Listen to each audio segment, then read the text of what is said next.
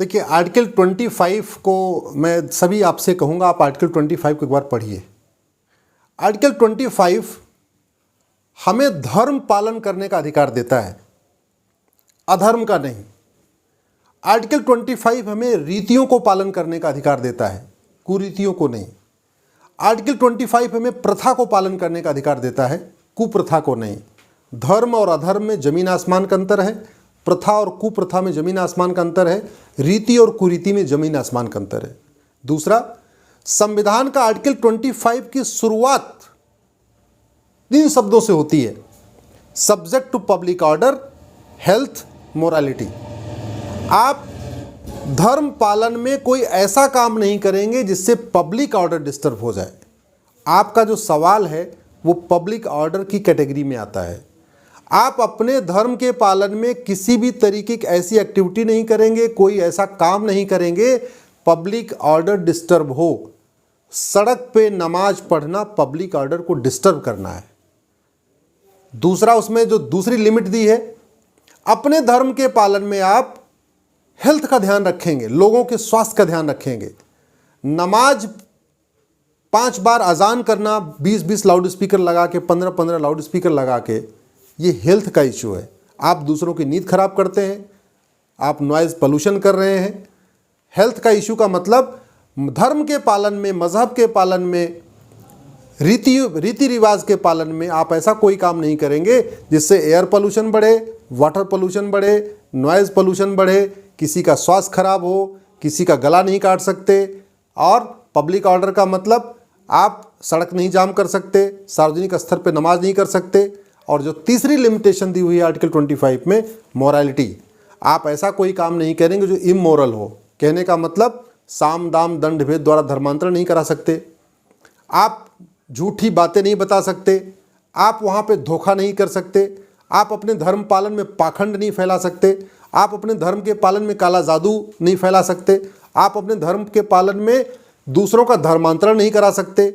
Morality का मतलब किसी को लालच दे के, किसी को बहला के, किसी को फुसला के, किसी के साथ अपना हुलिया बदल के, किसी के साथ धोखा दे के, किसी को शराब पिला के, किसी को नशा दे के धर्मांतरण कराना, ये भी आर्टिकल 25 का उल्लंघन है। तो आपका जो सवाल है कि जो गुड़गांव में हो रहा है पूरी तरीके से गैर संवैधानिक है, आर्टिकल 25 के बिल्कुल खिलाफ है।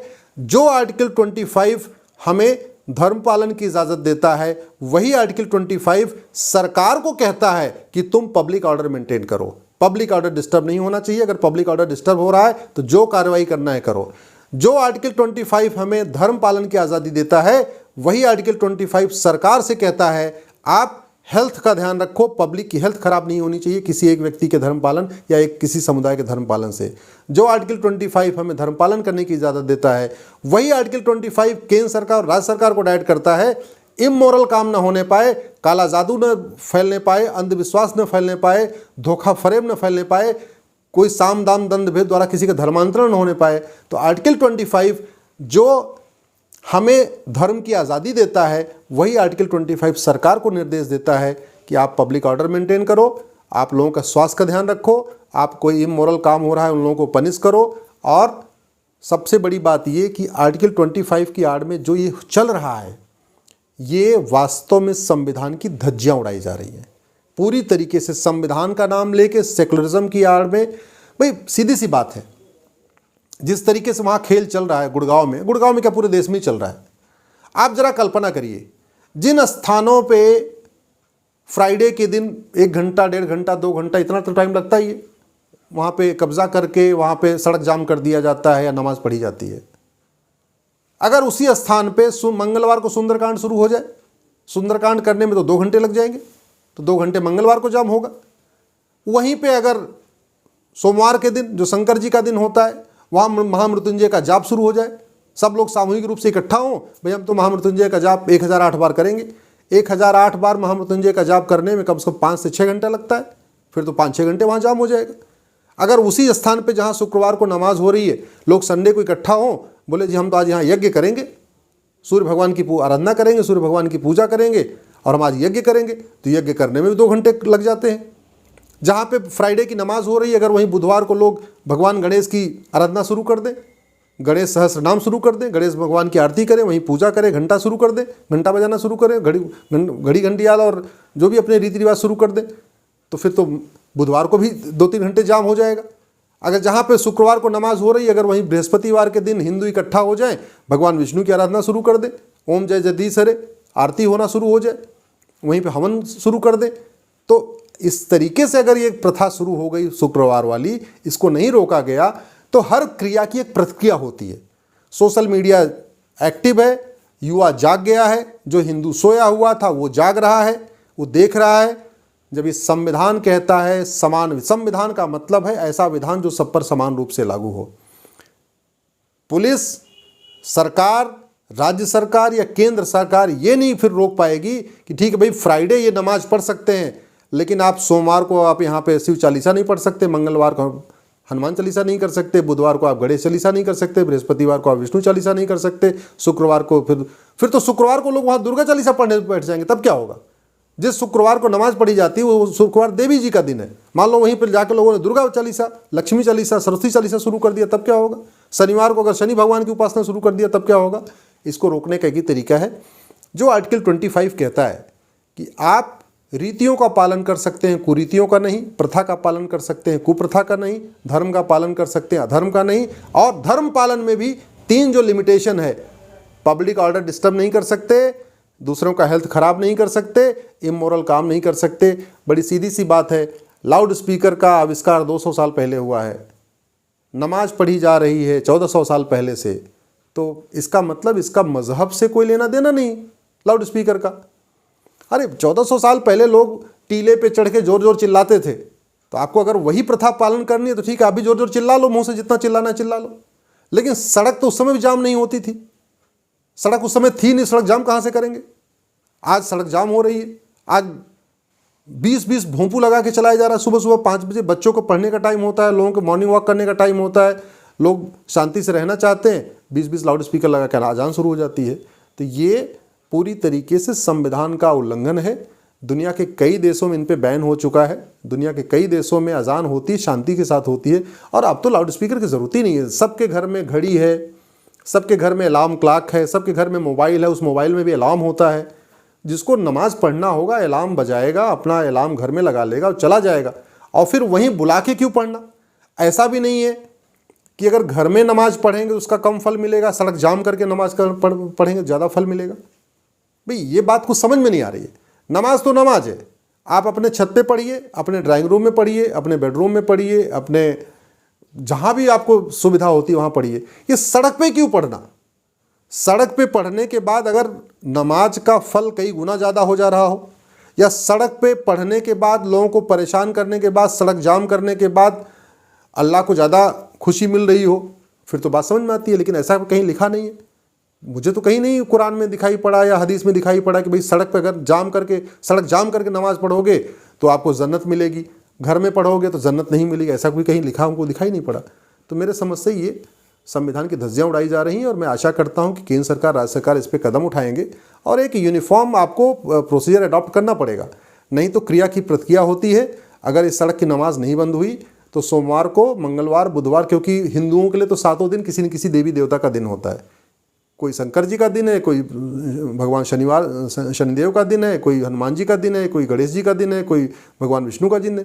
फिर तो 7 दिन हिंदू बाहर निकलना शुरू कर देंगे। ये क्रिया की प्रतिक्रिया होगी, लॉ एंड ऑर्डर डिस्टर्ब होगा, ठीक नहीं होगा। इसलिए मैं आशा करता हूँ माननीय मुख्यमंत्री जी, देश के सभी मुख्यमंत्रियों से निवेदन करता हूँ एक प्रोसीजर अडॉप्ट करें, और जिनको श्रद्धा है, जिनको नमाज पढ़नी अपने घर में पढ़ें।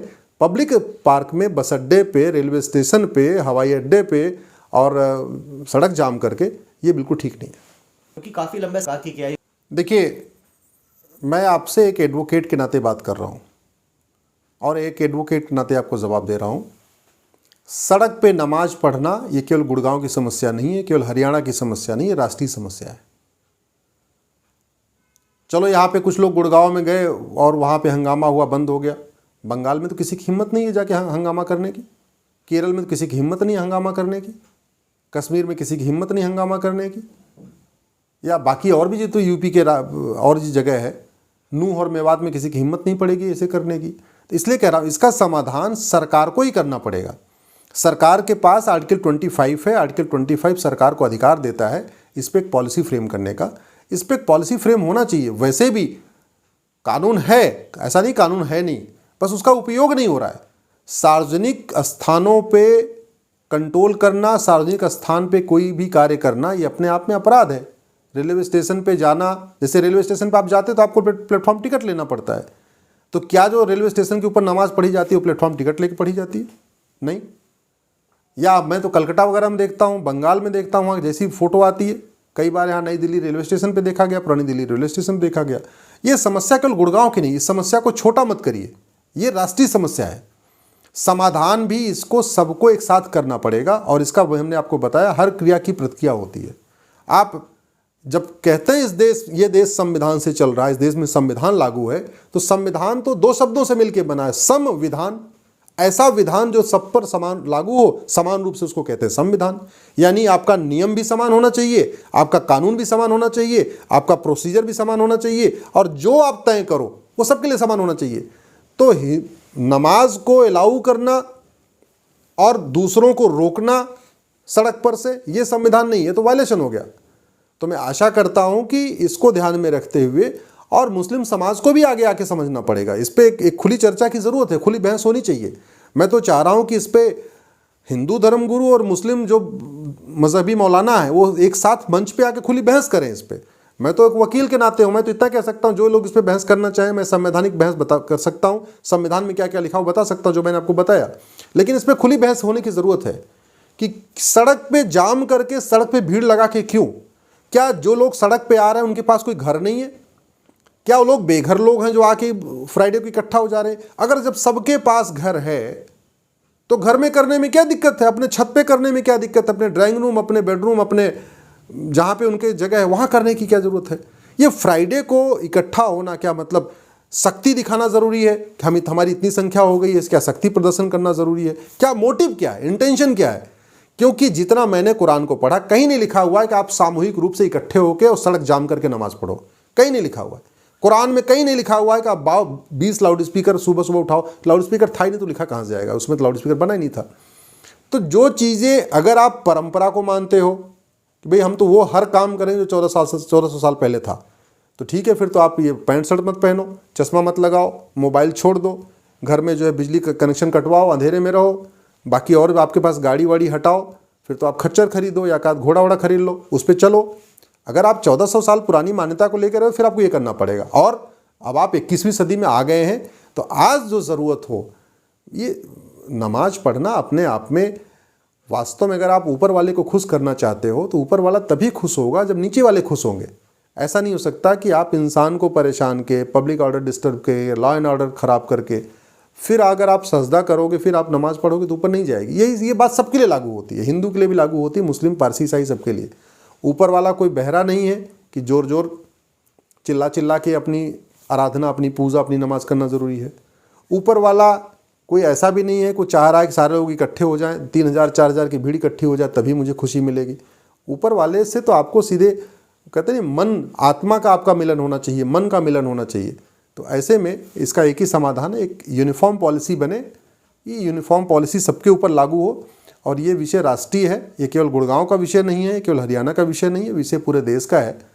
तो इसलिए इसका समाधान निकालना बहुत ज़रूरी है। धन्यवाद।